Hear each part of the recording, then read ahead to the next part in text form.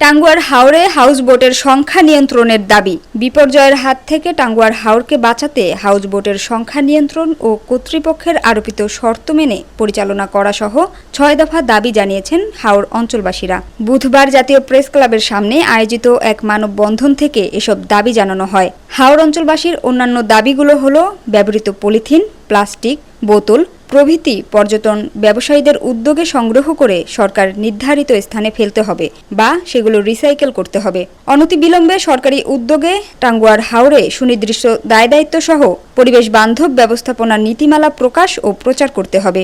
জেলা প্রশাসকের সহায়তায় পর্যটন ব্যবসায়ীদের উদ্যোগে মনুষ্য বর্জ্য ব্যবস্থাপনা করতে হবে।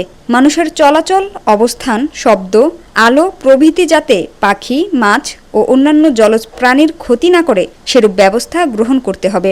অর্থাৎ সর্বক্ষেত্রে পরিবেশ দূষিত না করার নীতি অবলম্বন করতে হবে এবং জেলা প্রশাসন কর্তৃক নিয়মিত মনিটরিং করতে হবে। হাওর অঞ্চলবাসীর প্রধান সমন্বয়ক ডক্টর হালিম দাদ খান বলেন, সুনামগঞ্জের টাঙ্গুয়ার হাওর বিশেষ বৈশিষ্ট্য সম্পন্ন এলাকা, অন্যতম রামসার সাইট।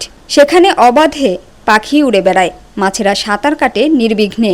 বর্তমানে অপরিকল্পিত, অনিয়ন্ত্রিত ও অব্যবস্থিত পর্যটন ব্যবসার ফলে এই চিত্র উধাও হতে চলেছে। এই হাওরে প্রায় ২০০ হাউসবোটে হাজার হাজার পর্যটক সময়ে অসময়ে যত্রতত্র ঘুরে বেড়াচ্ছে এবং রাত্রি যাপন করছে। তাদের সঙ্গে করে নিয়ে আসা পলিথিন, প্লাস্টিক, বোতল ও মনুষ্যবর্জ্য পানিতে পড়ে ও মাটিতে আটকে গিয়ে স্বচ্ছ পানিকে দূষিত করছে। মাছ মরে পানিতে ভেসে উঠছে। কৃষিকাজেও অসুবিধা হচ্ছে। উচ্চ শব্দের গান বাজনা, উদ্দাম নৃত্য, রাতের উজ্জ্বল আলোর কারণে বিরূপ প্রভাব পড়ছে।